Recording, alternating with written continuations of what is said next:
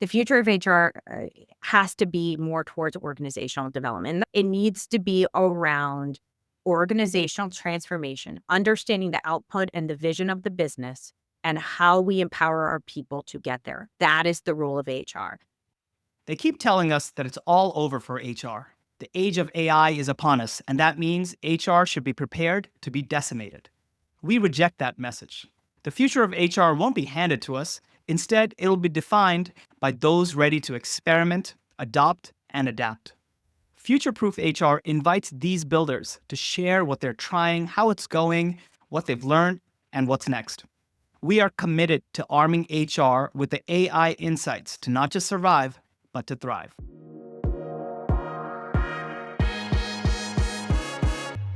Hello and welcome to the Future-Proof HR podcast, where we explore how forward-thinking HR leaders are preparing for disruption and redefining what it means to lead people in a changing world. I'm your host, as always, Thomas Kunjappu, CEO of Cleary. Today we have Tara Blythe, the Chief People Officer at Infotech, where she leads culture, strategy, and communications. A dynamic speaker, consultant, and adjunct faculty member at the University of Florida, Tara blends deep organizational development expertise with a forward-looking lens on leadership and AI.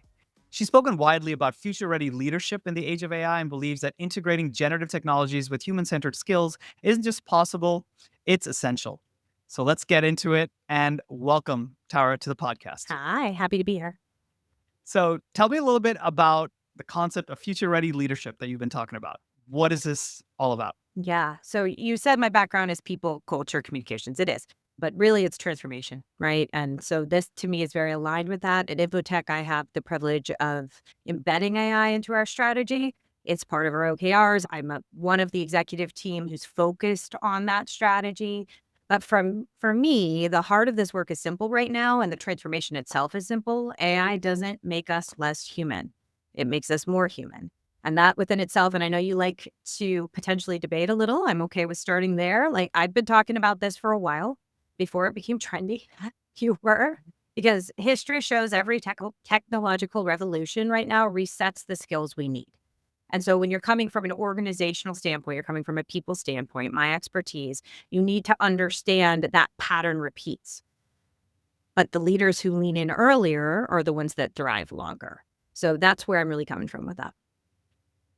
So tell me more about that. If you're comparing it to historical trends, tell me about these other waves that we've gone through and that you like to compare this to. Yeah. First, let me bring you back to one of my favorite studies. I talk about this study a lot when I speak. I don't think I've talked about it on a podcast lately, though. This would be the right time to do it. And George Land was a psychologist. He was hired by NASA in 1968. He was hired to predict future astronauts.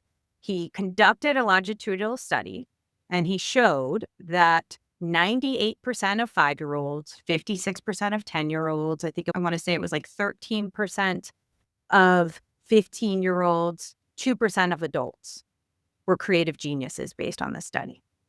What he concluded at the end wasn't future astronauts, but what he concluded is that creativity is learned and it can be unlearned. And that what happens at some point in our age and as we age, we as adults stop asking that age-old question. And yes, that is my favorite book, right? So I still come back to it. People ask me for a book, I'm like, 5 whys. Start with why. It's a curiosity piece. It's a skill set piece.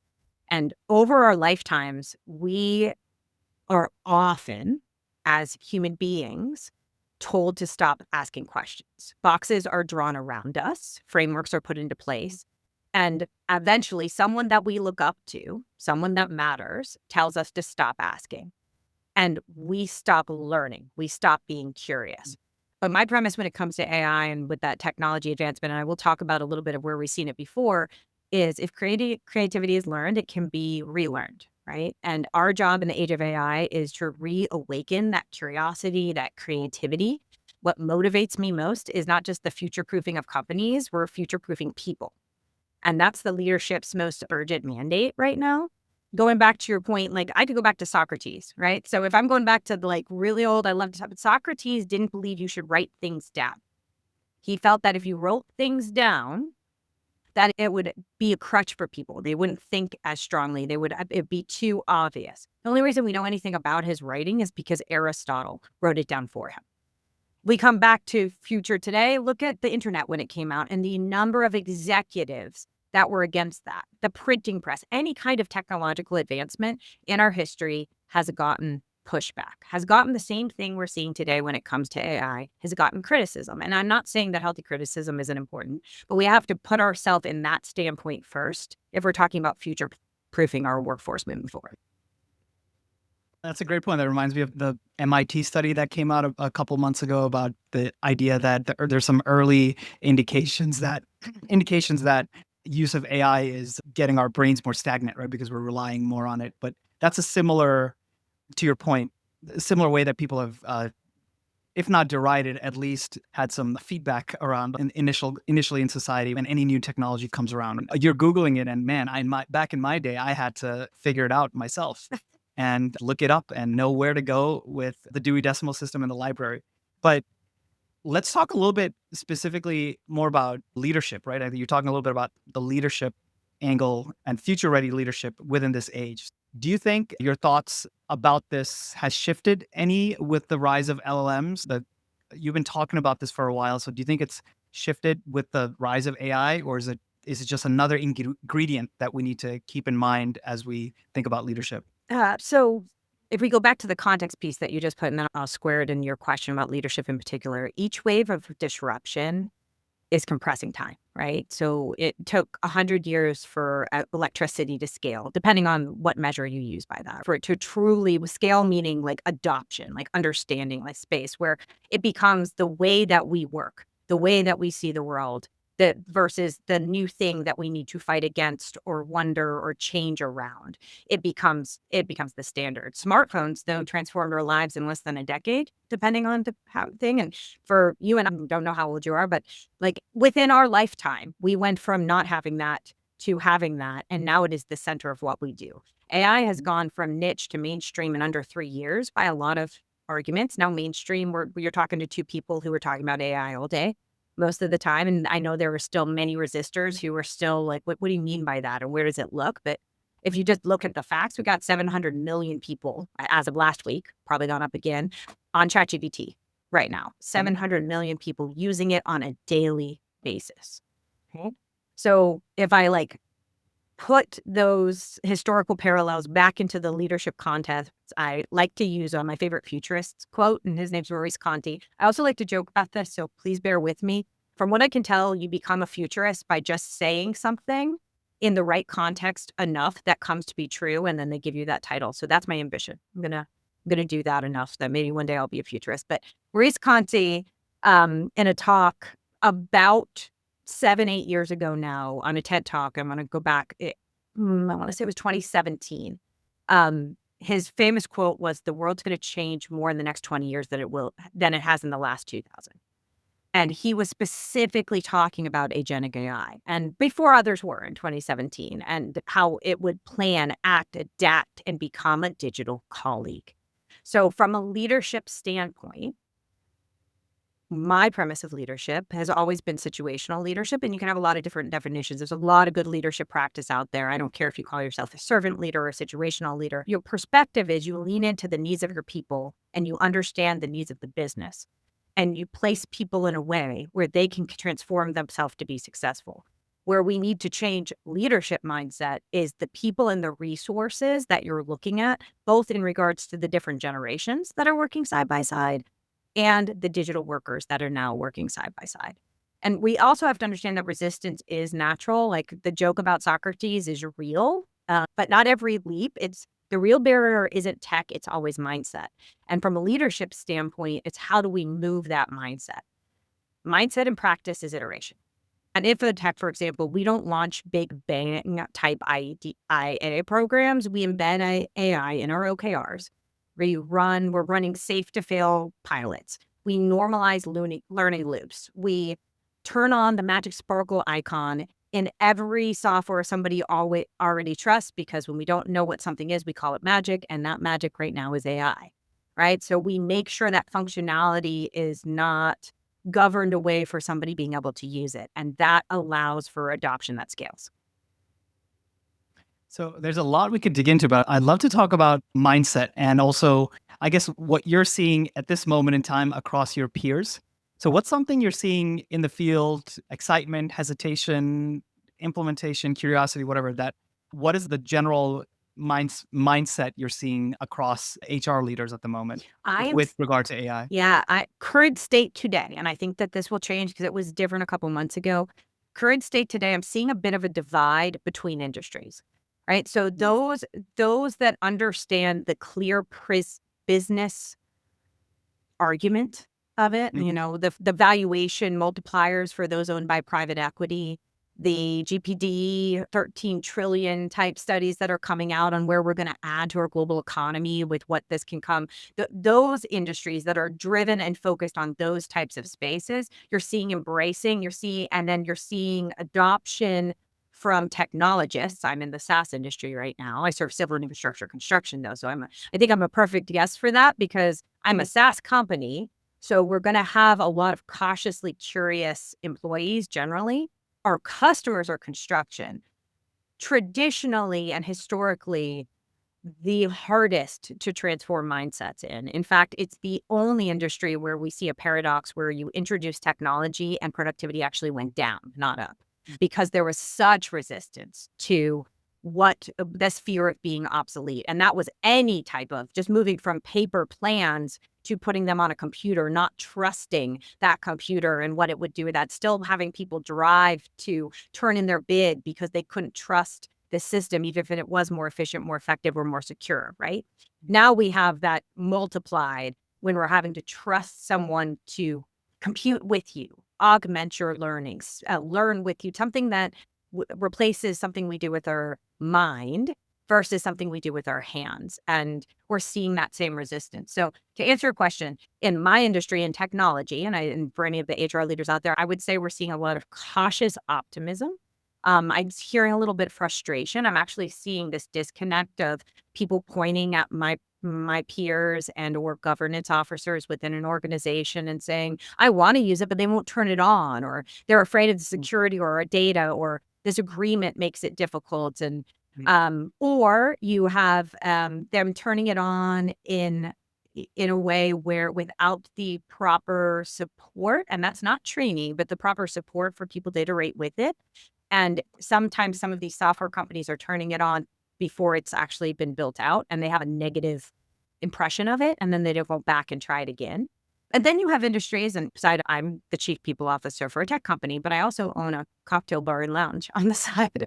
In that industry, like I get that question a lot. In the service industry, are we seeing AI? Yeah, we're seeing it in the back end. We're seeing it in different tools. Is it going to start making drinks for people? It's not. But adoption at a different scale in a different space. But you see it used in personal life. And you're also seeing that divide of acceptance in personal life when the stakes aren't as high and not as much in the professional. And lastly, I would say in education, and this is where I really get on a soapbox, we've seen for any was we're putting a stigma on it. We're having teachers immediately flag people for cheating if there's any evidence of using AI because there's a whole now product line that can just check if you used AI. But they don't know how you use it, but we're assuming the worst intentions. We're assuming you used it to write what you should have written yourself instead of using it to augment your learning and enhance, which is what it could be actually used to do.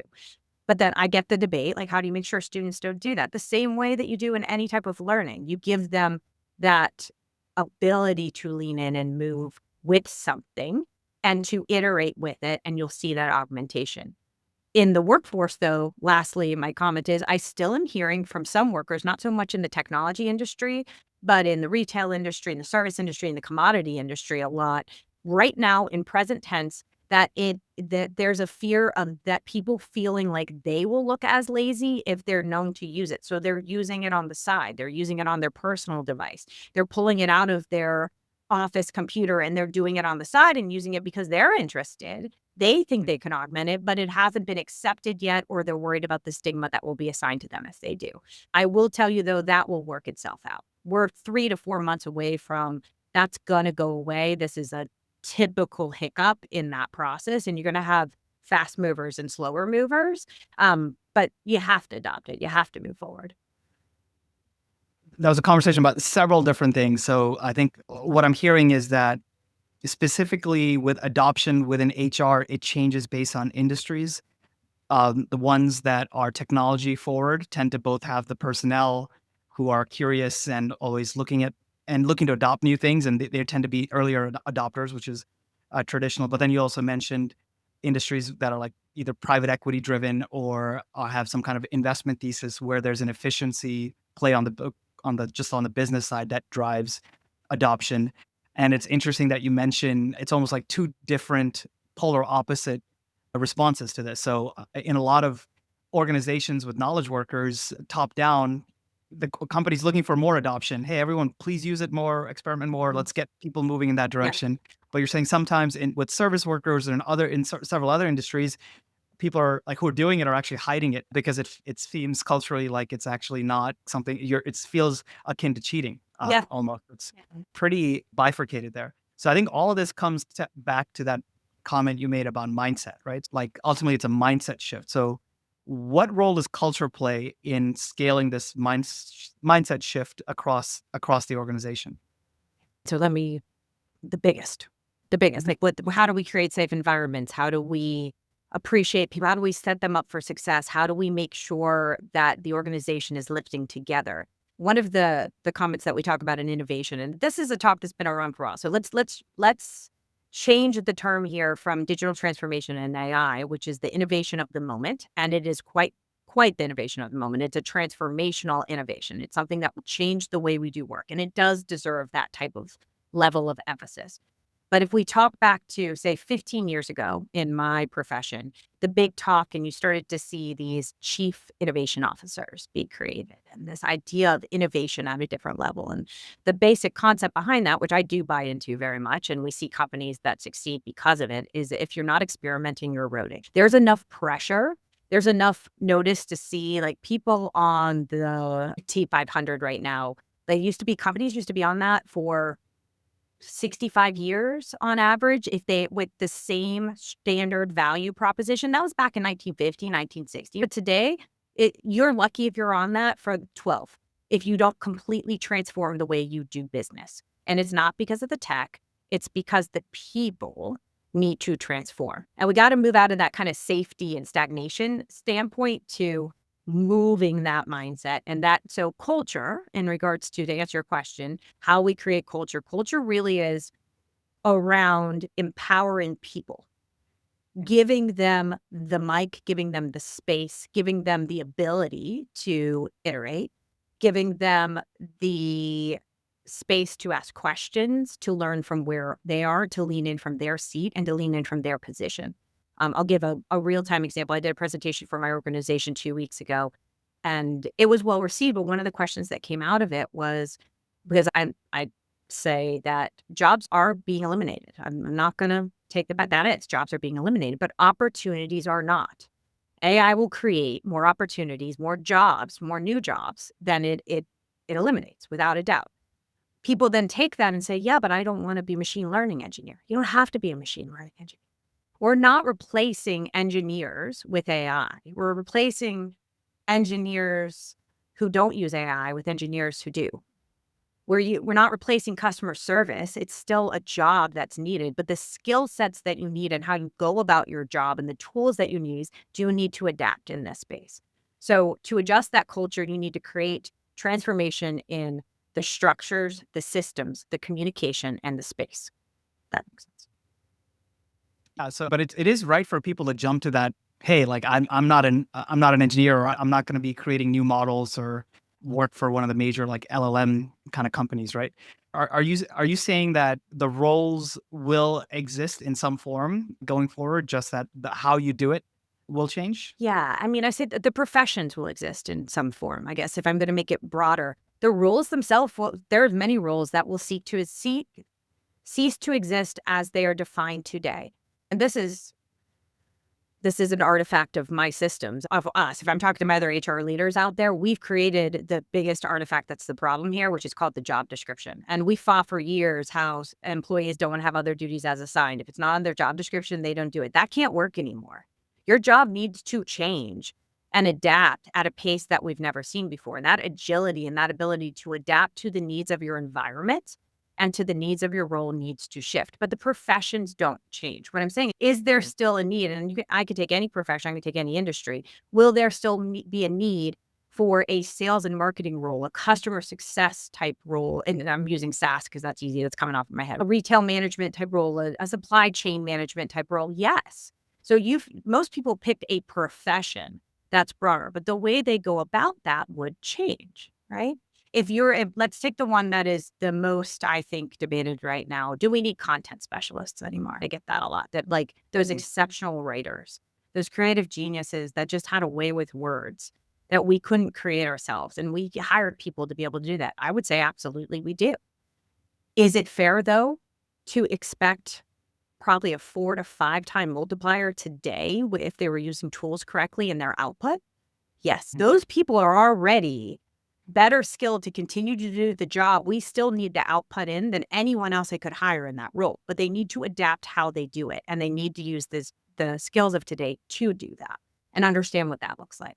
And I think you're going to see education follow suit in how we teach what that looks like and how we augment and how we curate. And that gets into the skill set question. But hopefully that answers. This has been a fantastic conversation so far. If you haven't already done so, make sure to join our community. We're building a network of the most forward-thinking HR and people operations professionals who are defining the future. I will personally be sharing news and ideas around how we can all thrive in the age of AI. You can find it at gocleary.com/Cleary-community. Now back to the show. It does. I think that's great. So I like to switch to a slightly different topic, which is a framework that you have based on us both being fans of 90s video games. Tell me more about this framework. Yeah. Okay. So, he's talking about, because I talked for all of those listening, I gave him a little heads up on this. It's a newer one that I tried to put together because I'm asked a lot, what are the skills? And I've had the skills for a minute, but I recently put it in a framework and I called it the AC cheat code. Part fun, part serious, right? Yes, it's my nod to our 90s babies out there who remember video games. And when you know the right code, you can unlock the whole new level.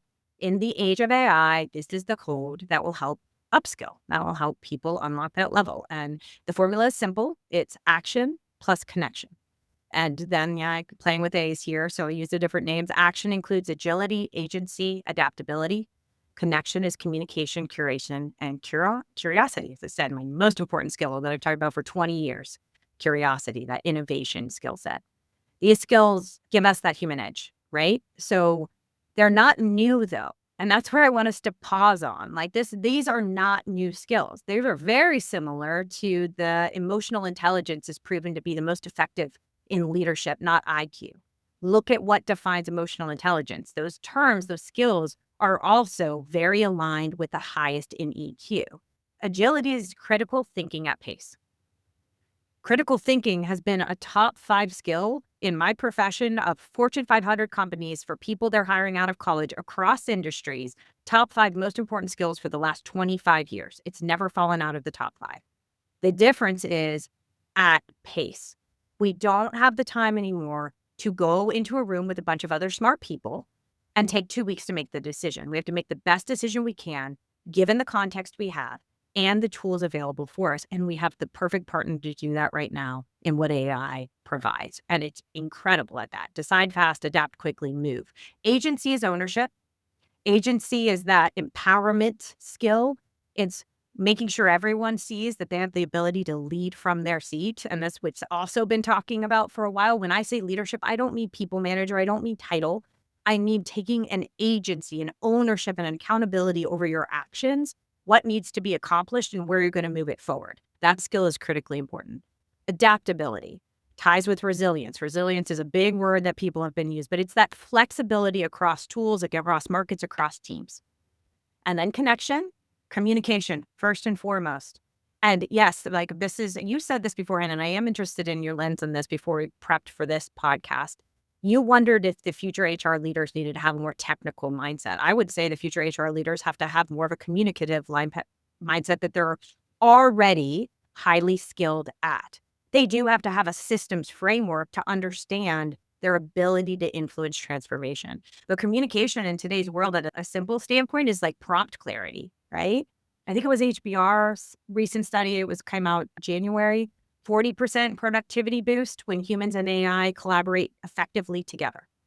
And I do like that you brought up that MIT one. That you can always make a study to match your aims if you put the right box in place. Sure. Right. If you Line want with to statistics. prove that people use that as a crutch, you could prove that people use that as a crutch. I can also prove that for those that are neurodivergent, it is an exceptional tool that allows them to speak in a language they've never had before, both within a classroom and within the workplace.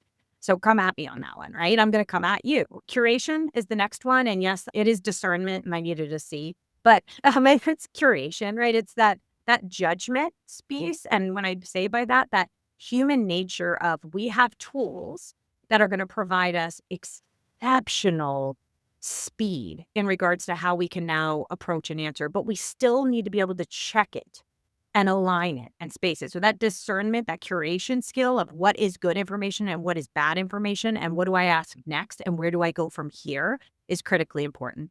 And then lastly, curiosity, which I think I've said that enough. Yeah, I think this is a great framing because, and you're getting to some of the corollaries that come from this, which is that these are all metacognition skills, which pre-existing the AI revolution have been useful for any kind of innovative culture or for just highly valued, folk in the workplace, right?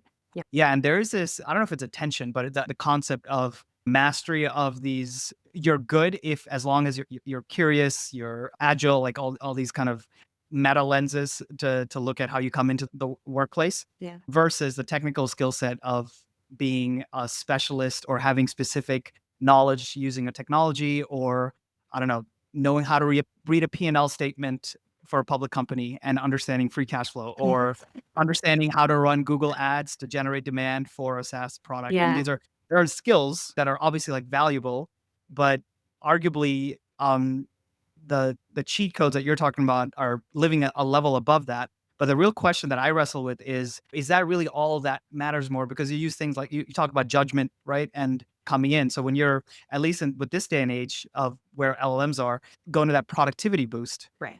The folks who understand and have some technical expertise or knowledge on their domain, and also have those metacognition skills that you're talking about, if that combines, now it's a superpower. Or now you're really cooking with gas and you're getting way more outcomes and output in a 40-hour work week than someone who doesn't. But then I wonder, if you don't, let's say you're coming out of college and you don't really have real world experience in a particular domain, you're trying to solve that problem just leveraging AI. I wonder how far you can go, and maybe that'll keep stretching out into over time. But that's a bit of the tension that I see. Like, how much is technical and domain expertise still going to be relevant, along with these skill sets that help you theoretically acquire any of those over time? Yeah. Is it the tension though, or it's the tension, but it's also the opportunity. And so it was a World Economic Forum study late last year. It said 44% or 50%, I think that was the 44 one, of skills will change in the next 5 years. And the skills it pointed out, and so I'm not disagreeing with that. I'm also saying there's 6 core skills that I just told you about that have been the things that make people different for quite a few years and are the ones that are going to set you up for success in this environment. And hopefully I can make that point, but they are meta, Right. to your point. The ones that they're pointing out are ones that we knew were coming. We were coming Right. at the premises of digital transformation. That's what you were getting at. It's more like digital literacy and data acumen in a way that we've never seen before in almost every profession.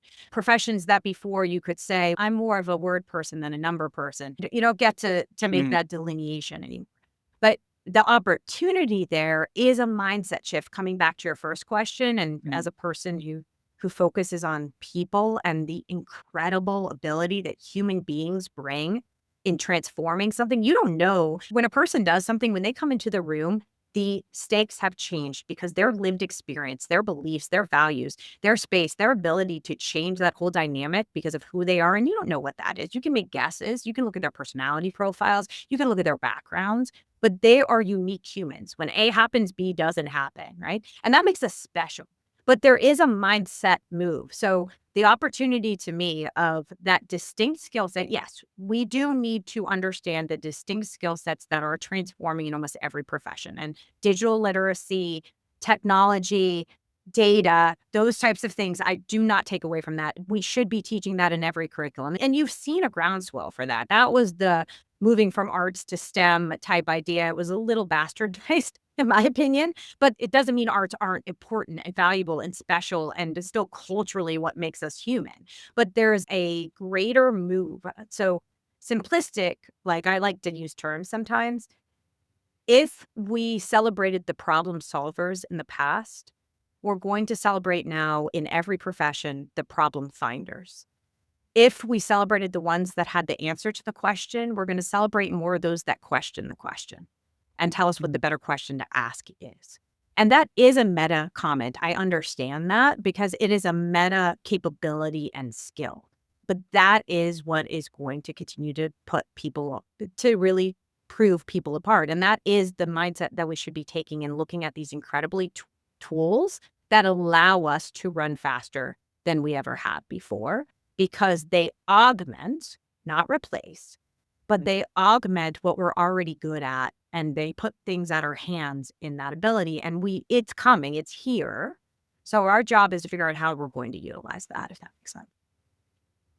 I love that. So let's get a little bit more practical because you have a lot of experience in actually bringing new workflows and new ideas to life in practice, right? And in fact, earlier you mentioned a couple of blockers, right? In the organizational setting, of course, we're talking about now. Yeah. With driving AI, like there's either legal roadblocks or governance roadblocks. You also talk about like resistance because of either fear of job loss or shift or whatever the case is. Can you share a little bit about how you've navigated that from an HR perspective to enable the organization to adapt and adopt AI? Yes, I can. And I will also, though, say for those listening, some of this is going to work itself out around you. You want to be part of it. You want to be walking with it. So when I first started doing some podcasts and talking on this, it was almost 2 years ago. And my first analogy was telling people, and I need to stop, but I'm clearly bringing it up here. Then I had kind of like the people mover in the airport. You can decide when to get on or when to get off. If you use it correctly, which is walking on it, not standing on it, it'll get you to the same destination faster, right?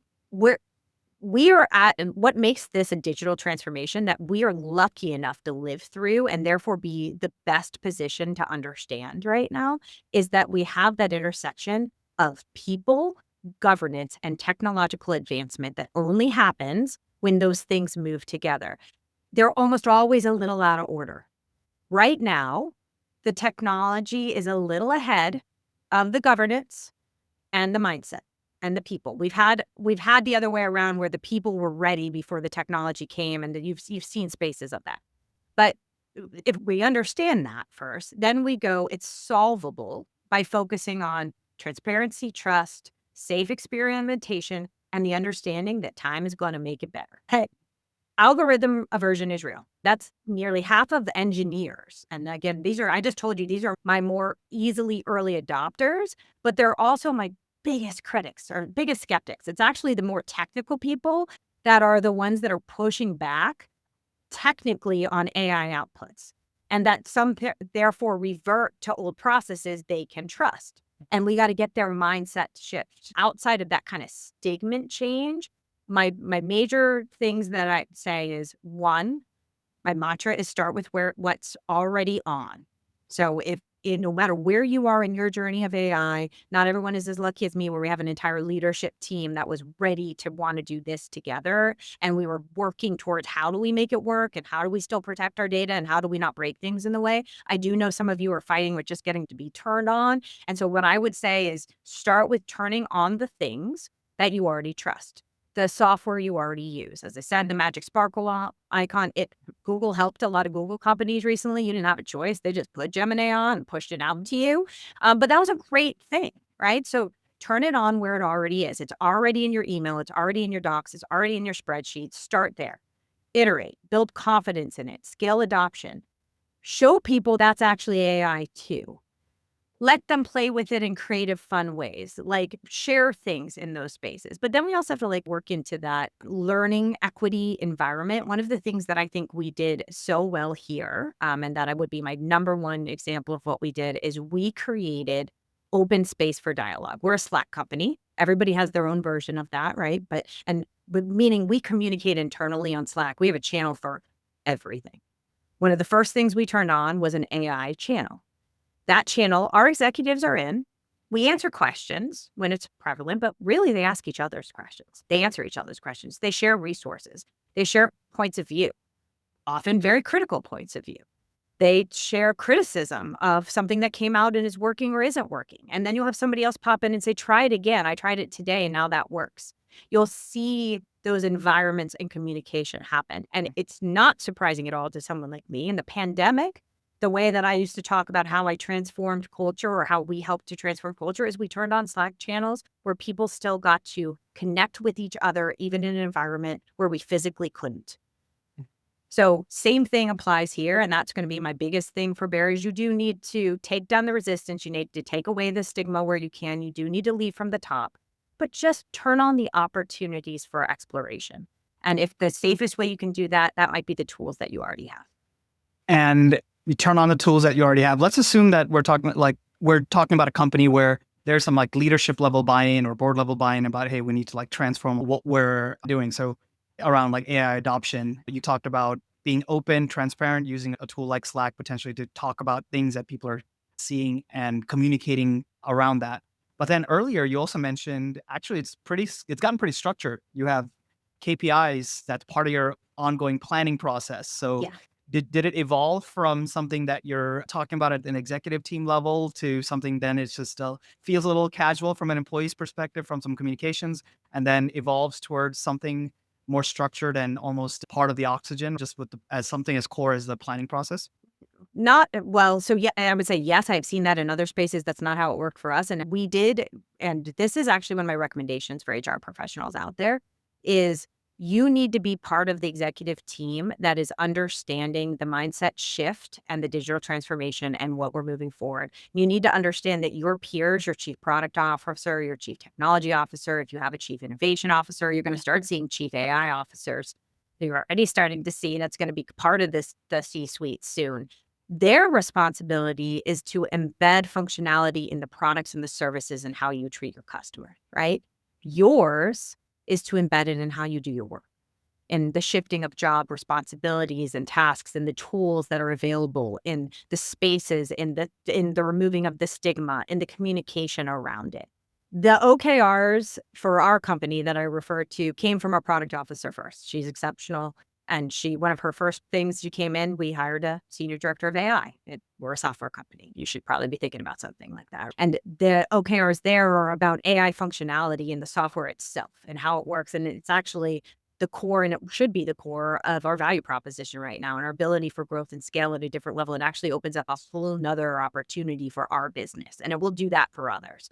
My responsibility was then to augment that with learning and upskilling platforms and opportunities. But the things are moving so fast here, you can't, even though it would help you create a self-directed learning faster than you ever have before, the self-directed learning will be out of date within a week before you publish it.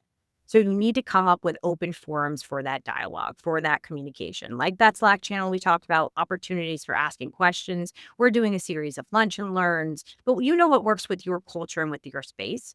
And then empower people to share their journeys and their stories. But yes, I would say you make it a business priority, and you make it a business priority. This and goes back to the comment I made about innovation. 8 years ago, 9 years ago, maybe 10, I guess at this point, both Infotech when I came here and the company I came from, which was education, I was one of the proponents of putting innovation in every job description within an organization because you had to give permission to experiment. Because if not, they felt like it wasn't a part of their job. If you've already evolved to that, and I know some companies haven't, now it's you take that forward. You have that same approach here. Also, I would say for HR professionals, which I know that if I'm talking to my peers out there, you make the business case for this. You know what the business case is. You understand. We've been asked for years, if you want a seat at the table next to the other executives of a company, you need to make them understand the transformative power of appropriate investment in people and the impact that brings back. And you have such a compelling case right now in pairing that with digital workers and the tools that AI provides. Make the business case. If you really are getting that resistance at the top, which I don't think you'll get for long, because honestly, any company that doesn't have AI in their strategy in their next 6 months, Tara futurist comment, will cease to exist in the next 2 years. I absolutely believe it. It is the wave torrent in almost every industry. There might be some unique industries, but in almost every industry, it needs to be a part of your normal process at this point. So you're getting to this already with the forward-looking comment there. So as we wrap up then, Tara, could you tell me a little bit about your thoughts about the future of the function? Where are we headed? What is an HR team look like to serve that future AI driven company? It is, which it already was moving this way, though. If you look back to a podcast I did 6 years ago, the future of HR has to be more towards organizational development. And that's why you see people like my title, Chief People Officer, and you see people culture, organizational development structure. It needs to be around organizational transformation, understanding the output and the vision of the business and how we empower our people to get there. That is the role of HR.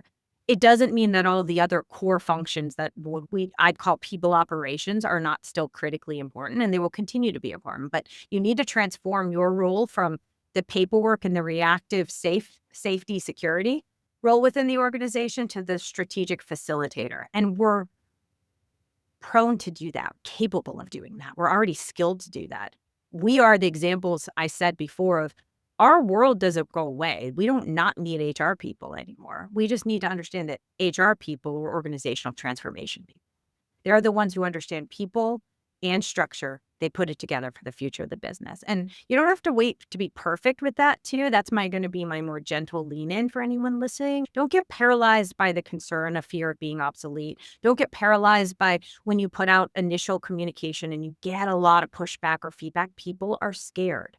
Start small, iterate fast, lead from your seat, right? That's cultural transformation 101, period. It applies here.